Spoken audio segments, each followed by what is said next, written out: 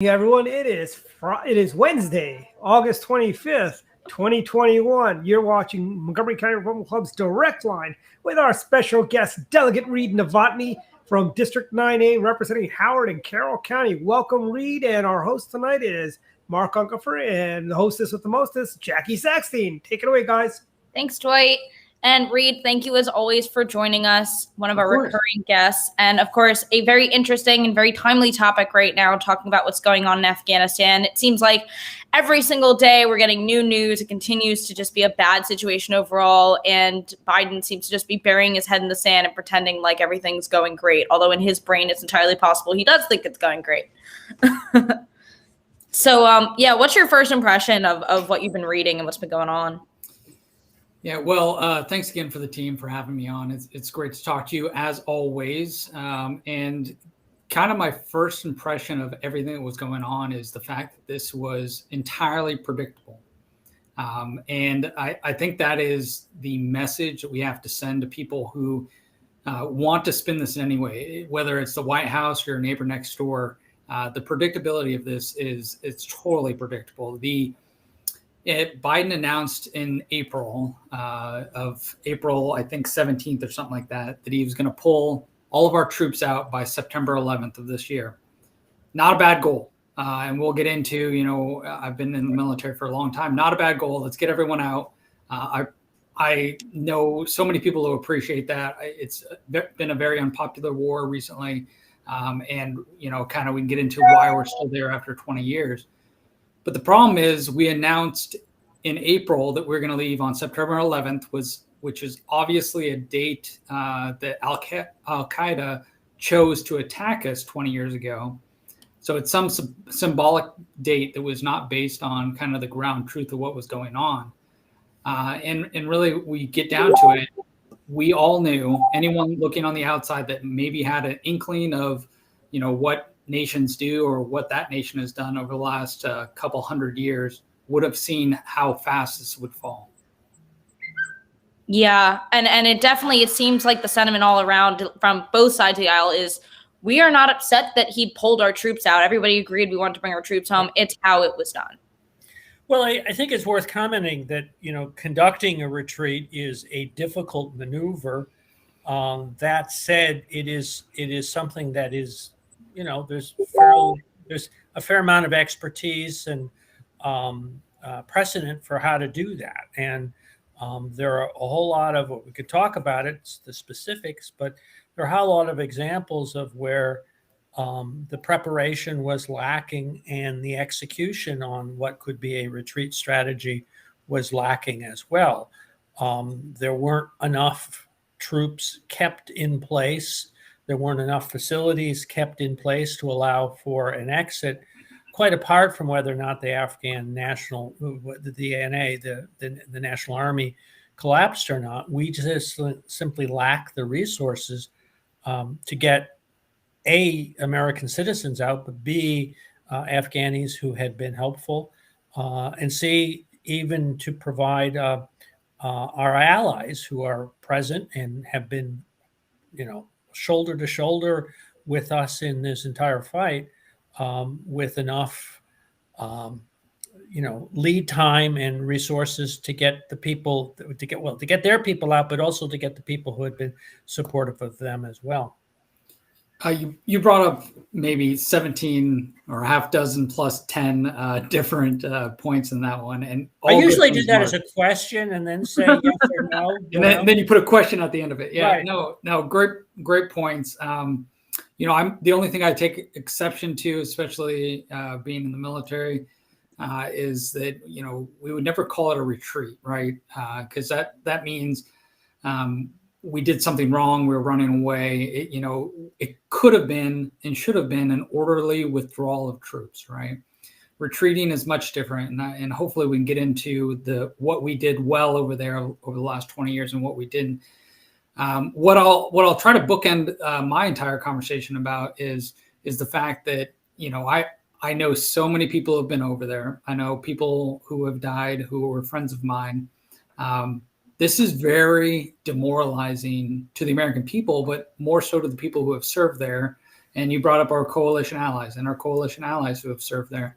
It's demoralizing just the way it unfolded. Not that we left, not that we withdrawed, but it looks like a retreat, which is what you said. It definitely looks like a unorganized, haphazard retreat of a country where we invested, I don't know, billions and billions. I mean, I've seen numbers floating around that were too big for me to even compute, of money, and let alone the 2,448 souls of American service members that we lost. And that doesn't count our coalition members. It doesn't count our contractors that were over there. But it's been a huge investment, and very personal to a lot of people. So I will start, and hopefully remind me to end with this. If anyone's watching this who is a veteran, your actions over there and for the last 20 years were not in vain. Bottom line, you've protected the United States home front from a 9/11 style attack for the last 20 years. And we should all be happy about that. And then, and it is part of our discussion in the public forum to see how we did things and how our elected leaders led us through this withdrawal. But the military members, bar none, they did great work over there. Obviously, very, very small exceptions to that. But other than that, we should hang our hats high and be very proud of the work we did there on behalf of America. So, and I want to touch on what you just said, that our efforts over there were not in vain. They were protecting us from a 9/11 style attack. I think all my grandparents reached out to me the past couple of days telling me not to go out on the 10th, 11th, and 12th for fear of, this looming date of 9/11 for Biden, it was this so symbolic. We'll get everyone out by 9/11, bar none. Of course, now the Taliban has moved that date to the 31st. Is there a serious fear of a potential attack on 9/11? No, and I'm not going to say anything classified. Obviously, I still am kind of involved with those kind of things. I would just say, from an outsider looking in and with my background and experience, one of the best things that came from all of what happened on 9/11 was the ability for our intelligence communities, both within the DoD and outside the DoD, to actually collaborate a lot better. This is no different than when Reagan, which I'm sure you all know and love, was elected with the crisis in Iran. When we lost one of the helicopters to go get people out of Iran, the hostages, it was actually due to the fact that the services, Army, Navy, Air Force, Marines at the time, were not communicating together. And that actually set a precedence for the last 40 years about how the services speak together and work together and fight together. Similar reforms happened after 9/11 with the intelligence community. And I'm not going to sit on any stage and say we will never be attacked. But what I can say is that we are much better than we were 9/10 of 2001, and we are always getting better. Absolutely. I mean, that was certainly what I thought about when my grandparents first called me was, I'm trying to think about all the things that took place after that. Certainly, it is way harder for anyone to hijack a plane now than it would have been at that time. You can't even get to the gates like you used to be able to do. And I only learned that because I was watching a lot of 80s TV. Is that really the standard that we're using here? I mean, obviously, I could go down the list of intelligence failures that we've seen since 9/11, and I think we need to be. I understand the pain associated with it. I could certainly share. I obviously didn't serve, but feel sort of directly connected because of my son's own service in Afghanistan and the injuries he received there and the experiences that he shared with that. I will say that I think that in all fairness, Reid, that there's a lot of concern about this, and I think we probably really need to have a much closer examination about the record before we reach that conclusion. The question being, what was the advice that the president received? Did he simply ignore it, as is reported in some accounts, the New York Times in one, or is that simply sort of after the fact, self-serving CYA going on, and that the intelligence was not clear? So my guess, from the outside is that I am confident to say the intelligence showed that the country would fall pretty quickly. And let's just go back to people who understand the Afghan people. And this is what I often say about China, Russia, Iran, is the fact that, I don't have a problem with anyone who lives in China, Russia, or Iran. I have a problem with their leadership, right? So we're not at war with the Chinese people. We're at war with the ideology that their governing party and governing class are pushing. So same thing with the people in Afghanistan, right? So the vast majority of people in Afghanistan just want a better life for themselves and their families. This is Maslow's hierarchy of needs. We are all the same. We people are all the same, right? The problem is when you take nature abhors a vacuum, right? So we had a power vacuum there. The U.S. provided a stabilizing force in Afghanistan for the last 20 years.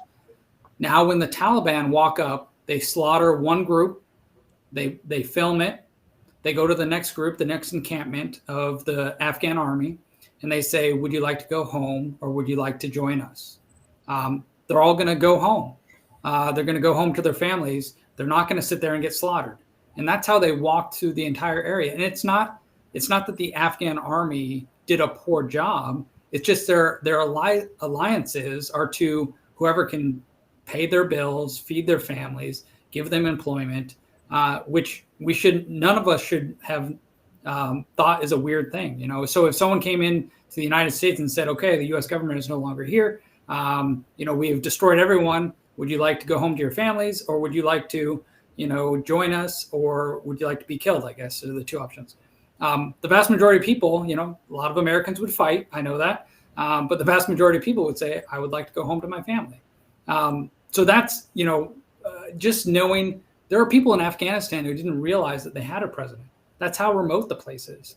I mean, generically in America, most people can say, who the current president is, or at least that we have some type of republic and a democracy that we elect people through. But in Afghanistan, there are places where they don't even know they had a president at that time. So if someone knocks on your door and they're like, hey, you work for me now, I think they're okay with that. And they just fall that way. And it's not necessarily a slight on the Afghan people, because lots of great people live over there. It's just, it seems to me it would be very predictable. Long answer. So for people like me, who I have a very cursory knowledge of really the bits and pieces of what goes on in the area, what has the Taliban doing the past 20 years? Because to me, it just seems like, okay, the U.S. left and all of a sudden the Taliban just waltzed right back in. Have they just been chilling out, doing nothing for the past 20 years? Or how does that work? So it is a lot of a power struggle, if it makes sense. So Al-Qaeda was defeated. And this kind of really what I wanted to talk about tonight, too, is why were we at war in Afghanistan for 20 years where, in my opinion, we should have been in and out in a year and a half, right? October of 2001, within a couple of weeks, we were actually dismantling Al-Qaeda. The Taliban had a safe haven in Afghanistan. They allowed the Al-Qaeda to grow and train and do those kind of things. So basically, we went in there within a few weeks and we started hitting back. Quickly, within a year and a half for sure, but quickly we dismantled Al-Qaeda. We were able, obviously, when Obama was president, to kill Osama bin Laden. What I'm trying to get at is there are multiple times in which we should have, by doctrine, military doctrine, we should have declared victory. So we should have declared victory and walked away and withdrawn, like we were talking about, Mark, not retreated, withdrawn and said, we came here to achieve this objective, and now we'd like to come back and bring our soldiers back. Could I just not push back on that, but just add a little color to that? So, for example, in the area that my son in his Marine unit served in, Helmand Province, that had gone back to Taliban control. Essentially, not that it was connected, but it's been a long time. Obama was president. It was about 2014, 2015. I'm not precisely sure what the year. Right. So the observation he's like, well, people asked where he was and the reaction he had and what have you. And his comment was, look, the areas that I served in, they've been under Taliban control for, pick a date, 6 or 7 years now. And that is true. That's not an isolated phenomenon. That was a much contested part of the country, but it was not an isolated part of the country, and that there were large swaths of Afghanistan in which the Taliban were actively in control and well-financed from essentially two sources, right? One was participation in the drug trade and the poppies, and we spent a lot of time, effort, but were ultimately not successful in getting the Afghanis out of the poppy trade. But perhaps more, I'm trying to think of the right pejorative word, but more insidiously. That's what I was going to say. Yeah. Insidiously, I'm trying to even be stronger than that.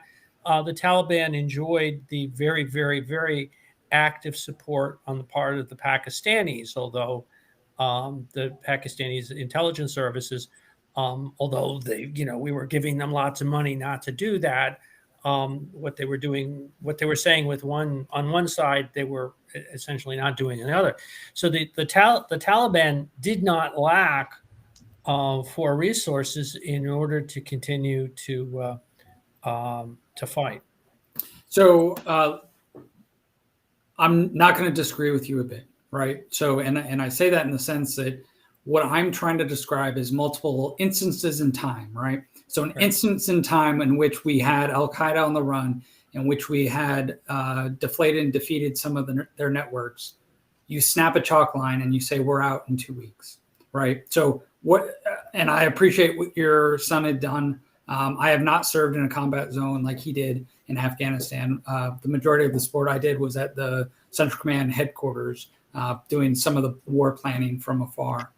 But I mean, there have been countries and regimes back to Genghis Khan that have tried to rule over the Afghan area and have always been unsuccessful. I mean, the Russians were there right before us in the grand scheme of history. The Russians were there and they were defeated. So you stay there long enough, people will kick you out, right? The people who live there say, okay, no more the US, no more the Russia, no more 20 years later, right? So this is 20 years we had to sit there before they would push us out. I will make a positive note is the last 18 months we were there, we didn't have a combat fatality. So that's good, right? They weren't shooting at us.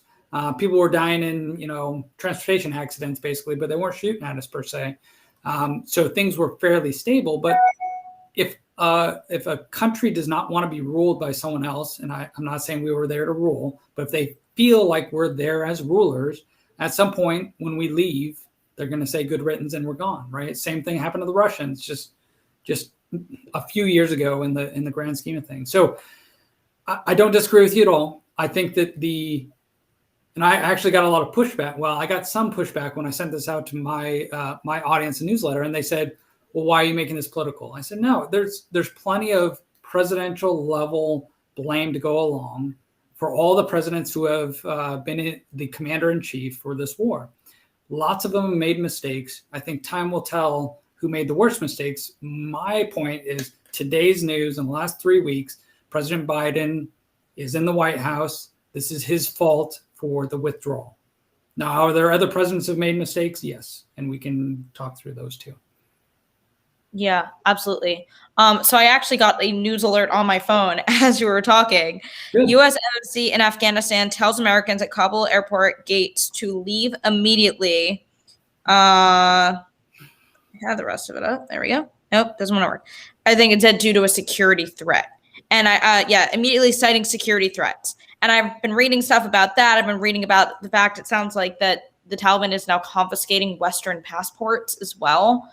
So it sounds like our chances, and I think we all knew this for a while, our chances of getting all of our citizens and all of our allies out is not likely. What can we do to bring these people home, if anything? I mean, I've had people reaching out to me saying, what can the YRs do? What can the clubs do to help these people? Yeah, so there's multiple different answers to what we can do, right? So I think we as a nation state can and should exert pressure to say that we are not going to leave. And I've heard multiple people say something similar, but the point would be we roll in with a lot of people like Mark's son in Marine uniforms, and we say, okay, you're going to allow us to evacuate the next 6 or 60,000 Americans and our allies. And if anyone dies, we're going to use the Air Force and we're going to carpet bomb this area, right? They've already claimed control of a lot of places. That could be done. And my big thing too is my father was in Vietnam, right? So what we don't need is the White House calling strategic airstrikes, right? That was a failure of the Vietnam era. They were, up and down, red light, green light of tactical things. They should set the strategy. They should say, Chairman of Joint Chiefs of Staff and Secretary of Defense, I need you to get every single airman out or every single American out. Work with the State Department. Go. Don't tell. You have as long as you need, but make it as fast as you can. I guarantee everyone in the military wants to do that. I was this close, except for my wife would not be very happy with me, to volunteering for a task or to help stateside. But it was leaving Saturday for the rest of the fiscal year. And I do a lot of things. We all do a lot of things, but that's everyone I know wants to volunteer, especially in uniform, to go and try to help, right?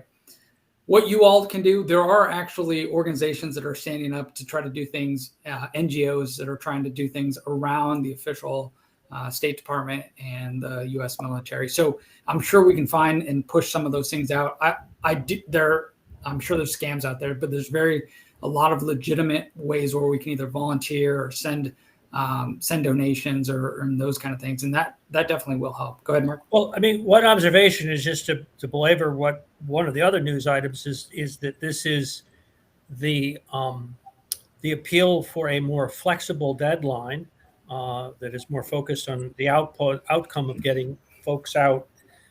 That has been something that our allies, including quite vocally the British Prime Minister, and by all the accounts I heard, the Brits served extremely effectively, and that's not to take anything away from many of the other allies who are also there, and we should listen to that. And I think that they've also had some experience in withdrawal. But the second is, I think it's very important for us to keep in mind the need to get people who were supportive of the Allied effort. It was not just the American effort, but were supportive of us.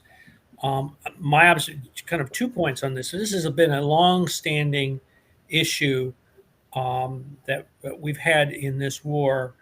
I'm quite familiar, for example, my son served. I mean, he was injured slightly over 10 years ago.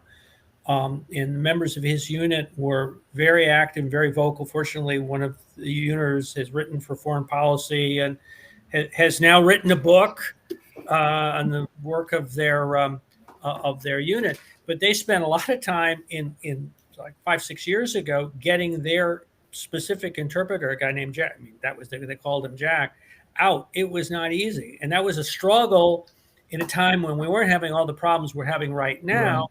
To get one person out, and actually his family as well. And so, that was a continuing issue of trying to get folks out. I'm a little nervous when we need to, of course, focus and prioritize Americans, but part of our effort has also got to be to get folks who were part of our supportive of us out as well. Yeah, you're 1,000% correct. I know for members of Congress, I'm actually doing a fundraiser. I'm sure we can put the link later with Congressman Mike Waltz next week. I know he's one of the leaders as far as trying to get people out of there. I personally have had members contact me, and I've tried to help them get some of the interpreters that they worked with out, connecting them to people like Andy Harris and others to try to do the best we can as far as pulling strings. But some of the programs they've even set up are very difficult for everyone who was supportive of the American presence there and supported them to qualify for. So, for example, an interpreter who is on the payroll of the U.S. government is authorized with their family to come out, but someone who is part of the Afghan military who was supportive, paid by the Afghan military, is not eligible. Although this person specifically that I know about is already on a hit list from Al-Qaeda, right? So just as supportive, just different, you can imagine the bureaucracy and the maddening of the, young people who served with them to say, I don't care how this person got paid. They're in danger. They supported the U.S. They need to leave. Let's make it that simple. It's not that simple. And by all accounts, the process, again, the key agency in this was the State Department, and the speed with which they were processing all the claims and understanding that there's some level of adjudication that ends up taking place, because we don't want Taliban to come through, was very, very slow, despite the fact that there was a decision last spring. They did not respond in an expeditious way, despite obviously the prospect that this would all come crashing down.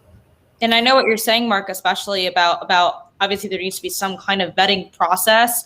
I've heard concerns from some people who are saying, oh, well, how do we know that everyone coming through is an ally and not somebody who's pretending to be an ally who's actually a terrorist? And I know that that's one of the things, especially people who aren't fully aware of what the processes are concerned about. And especially I know in Maryland, we're going to be taking in some refugees. There is, and I am from communications I had earlier this week. I mean, I can tell you that there's vetting going on. There's also vetting additionally going on U.S. soil that has identified a number of people, I don't know how many, who, how shall I say, need a higher level of attention.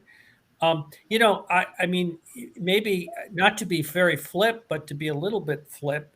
It's interesting to see how Fidel Castro and the Cuban communists dealt with this. They made every effort to let people who were not happy with the regime get out. I shouldn't say every effort, but they did, how shall I say, make it easier at sometimes easier than others, obviously letting the prisons out and what have you, and as a kind of safety valve to get people who would be enemies of the regime to leave. Maybe the Taliban should be talking to the Cubans. That might be the quote of the night. You think that's a little too flip? That might be the quote of the night right there. I don't know how quite to express that, but no, I totally understand what you're saying. Is I think any population, any regime who relies on fear and control, like the Taliban regime, like the Cuban regime, probably wants a subservient population, and people are going to rise up. You probably want to get rid of them. I think that's what you're getting into, right? Yes. Yeah. And they may well be better off letting people who really don't want to be there get out. No, you're right. You're right. So obviously we're going to see how things shake out over the next couple of weeks with getting people out. And for all intents and purposes, it sounds like he did everything backwards, Biden. It was supposed to be evacuate the citizens, evacuate. And that's another thing I'm going to touch on is evacuating the weaponry that is now in the hands of the Taliban and what that. We have not talked about that. And that is incredible. And it's that, and then getting out the military, or at least leaving 2,500 people there. So we'll touch on that. And then I want to talk about what the long-term ramifications of this event are on the U.S.'s reputation. Whether you call it a retreat or a withdrawal, you don't leave weapons behind, right? Yeah. That's very disappointing. It's just very disappointing all around. There are definitely procedures. I've been around long enough that what you're supposed to do, destroying classified information, all those kind of things. So I am assuming, but don't know, but I'm assuming that they did a decent job in destroying the things that were most valuable, which, unfortunately or fortunately, an M16 or a Humvee or Black Hawk is actually not worth as much as critical intelligence that is over there. Hopefully they're just not telling us, because I don't know. Hopefully they're not telling us that they actually got rid of most of that, where that's actually what they can use to know our techniques, and procedures of how we go after them. An M16 will die at some point. It won't work anymore. So, but they probably have a lot more than they did yesterday. So that's never good either. So, but we don't have any kind of inventory, at least nothing that's public knowledge of this is what they currently have access to. Yeah, they have a good idea. I'm sure they have a good idea. They, as in the U.S. military, has a good idea of what fell into their hands. We're really good about counting beans and bullets, is what they often say. But you brought up a good point too, which is, we've been talking a lot about military and tactics and all those kind of things, but war is on the continuum of politics, right? So you wanted to talk about this a little bit in the sense that war is on that continuum. So we start with no engagement and we go all the way to war at the end. So there is a realm in which it switches back and forth from being a political influence of another country to actually going to war. And now your perfect question is, where does this put us, not only in Afghanistan, where does this put us in our next conflict? Does this make the U.S. less strong on the global scale? Does this mean another country would actually, try to challenge the U.S.? Where do we see this going in the future? And, this is one of the points I looked up too. In 1980, 18% of the U.S. population was some type of veteran. And now it's 7%. So 18% in 1980, now it's down to 7%. And that's going down further and further. Less than 1%, I think, of the population is served on active duty at this point. So it's getting less and less. And obviously, my point is not to say that every single person in elected office needs to serve. It's part of making a well-rounded person who understands the sacrifice, because Mark, you're a perfect example, right? You've never served, but you understand what it takes to serve because your son has been a part of it. I like to say that I didn't volunteer. He drafted me to be a Marine parent. But yeah, that's worse, right? So, I could never imagine my daughter, who is 10, going off to war. It's worse, right? I would rather do it 1,000 times over. And I'm sure you feel the same way as a parent. I hate to go off topic because it's a very serious conversation, but is anybody else looking at Gandhi right now? It's, I think, gone. Oh, he's still up on my screen. We're having technical difficulties. I think it's Al Qaeda. They've hacked this direct line. They've said Al Qaeda. They're on to us.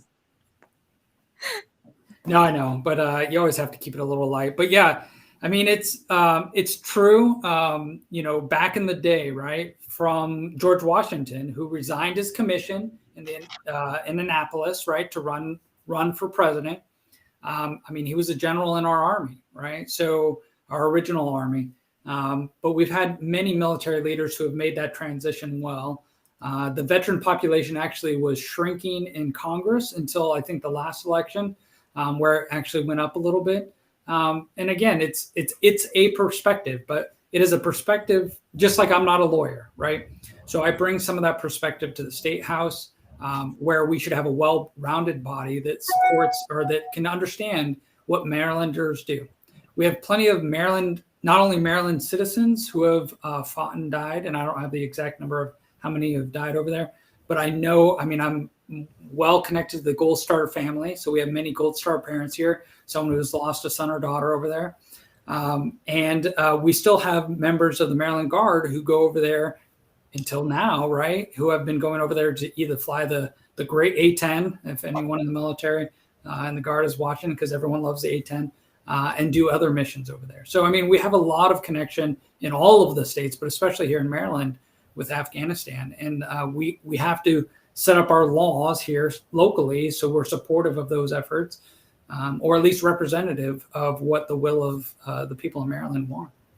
But let me also look forward a little bit, because I think you raised some appropriate issues. I'm familiar, and it's not particularly secret, but that some of the units that were in Afghanistan are now preparing in the Pacific for how shall I say, skills that would be appropriate for addressing the Chinese, were they to be moving towards sort of amphibious in their efforts to expand in the South China Sea.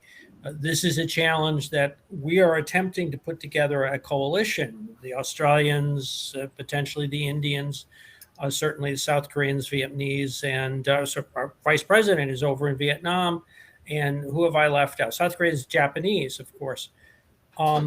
It's harder for us to put together a coalition like that when the one time NATO, remember this Afghanistan operation was a NATO operation, and right. we exercised under, I think it's Article 5 of the NATO treaty, that this was a collective security requirement, and we gathered all these very extensive contributions from our NATO allies. I mean, God bless them. The Canadians there were so many Canadians there that there was a Tim Hortons at one of the bases, because you got to have a Tim Hortons wherever there are enough Canadians. I'm being a little light, but there were, in addition, I mean, I've talked about Canadians, but there were also, small countries like Estonia that were present. Australians were there, not part of NATO, but certainly part of that alliance. Our credibility as a alliance leader has been done extremely damaged, just a body blow.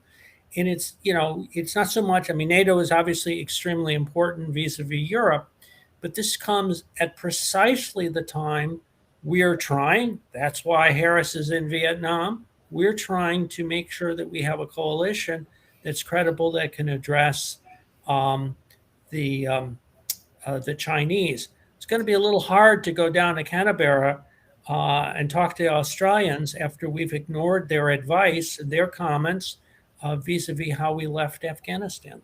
Let's unpack a few things. So first of all, as you know, right, the Americans did the majority of the fighting, not to diminish the Canadians. But part of the problem with the Brits did a lot too. The Brits. The U.S. did the majority of the fighting, but in fairness, they were very, yeah. Yep. No, we're agreeing. So the problem that I saw with some of the other forces that had members over there is actually they were hamstrung by their political class back in their home countries. And I say that in the sense that Canada had a very liberal president, and in that sense, and he didn't want to see, no one wants to see their troops die, but he didn't want them to actually fight in some of the combat situations. So a lot of countries sent people there to only do behind the wire type of jobs, which it will go down that path if you want to. The time where I was working at Central Command, we actually had 50 nations, I think, contributing in some way or another, whether it was one person or 110,000 people, right? And the observation that there were some allies who were more active than others in their willingness to fight is certainly true. And I'm not trying to say it's the most important point. But it is a relevant point. And obviously, as we're gathering a coalition, this is what goes into establishing a military coalition. We will have the same challenge in Asia as we pivot towards Asia. So this is where I think it might be a little different in China. So it'll be a little different in the sense that, first of all, it's in their backyard, right? So Canada, this is a very layman's point of view, but Canada went to war in Afghanistan to help us out. Now, if we go to Japan and say, Japan, do you want to be overrun by China or do you want to be on our side?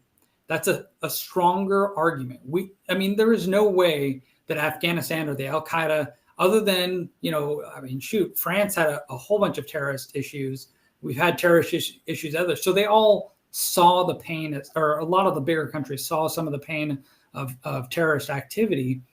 But it's different when you're talking about a nation state like China and you're such a close area, right? So, but I go back to my fundamental theory about people in general, right? So if the Philippines all of a sudden decide, and I'm just using them as an example, that they would rather be aligned with China than the U.S., that's bad for us globally. But they could make that decision, right? They could just say, okay, well, if I'm not going to use the bad word, if it's go time, right, we're going to be on China's side. We're not going to be on the U.S.'s side. So that, I think, will be actually the decision we go through. The vast majority of those countries have been allies of the U.S. for a long time. And the real defining moment will be whether or not they're okay and they view the U.S. as a strong ally to protect them over there. And that's where I think we've lost some credibility. But the difference is they see them as a threat to take over their country, which I don't think the terrorist threat is just slightly different. Well, a great country to think about that is how shall I say, the canary in the mine for this is Australia, which has an immense trading relationship with China, and Australia has gone for ages without a recession because business is very, very, very good. But they were also in Afghanistan with us. They are currently kind of working through. I mean, they're now, frankly, making more of a move towards a stronger relationship with India. And they do have a lot in common with that. But it is a credibility issue that we need to acknowledge. Particularly, were there to be a threat for Taiwan, and even in the last, while this crisis was unfolding, the communist Chinese made a somewhat unprecedented intervention or incursion into the Taiwanese, not Taiwanese airspace. Obviously, it's all one China, right? But do you ask? Huh? I said it depends who you ask. Yes, I know. Well, yes, right. If that's what we've kind of worked as the fiction, but we've used that as to the cover, if you will, for the last almost 50 years. But clearly, Taiwan is very much in the how shall I say, the target one for the expansion of the Chinese. So, obviously, there have been, and I have one more question before we, pivot towards letting Reid plug his fundraiser.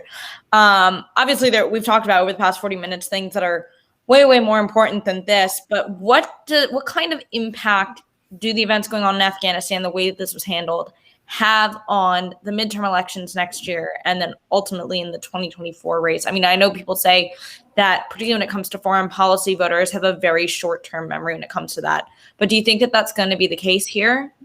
So I think it will affect 2022. I mean, obviously we have a short-term memory as Americans, but 2022, I mean, the primaries are coming around the corner. I mean, they're literally around the corner.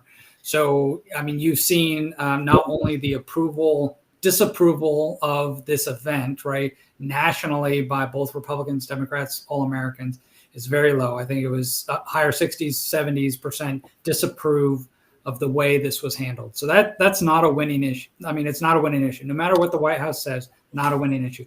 Biden's approval rating, I think, was down in the 40s. Does that sound about right? 41, 43? Yeah. So this is not a good look for anyone. And again, I'm with you. There are very important things that we're talking about, but it's a continuum of war, right? It's politics and war. At some point it blurs. So it's important to who's sitting in the White House, who's our elected officials. So I don't want to take that lightly. So I mean, yes, it is going to be, in my opinion, a retribution election in 2022 for people who are strong on defense, strong, pro-military, pro-cop, pro-kids, anti-union, those kind of messages that are solely, in my opinion, in the Republican court will be very strong. But, Mark is a much more seasoned veteran of politics than I am. How are you seeing it shaping up? Well, I think, I mean, it's true that foreign policy has sort of is not a long term. And again, there was a strong consensus on the part of most Americans. It was not to withdraw, to get out. It was how it was done. And that is really the challenge that Biden faced, is this notion that, is he really up to the job?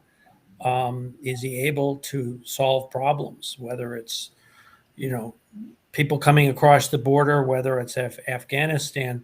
There is this kind of almost sense that he's, the guy who doesn't really listen, but makes up his mind and doesn't take advice. And it could well be that there was more advice as things come out. I at this point, I'm not quite sure what's self-serving and what was, people trying to protect their reputation, and what was actually said. But if advice was really given to him and he chose to ignore it, it then raises some serious questions. We went through this a little bit with, I used an analogy of after Katrina with President George W. Bush. You're right. And the perception that he was not in control, that he was not a good manager, that, he was aloof from what the problems and didn't respond to it, fair or unfair, that did damage to his reputation that he really never completely recovered from.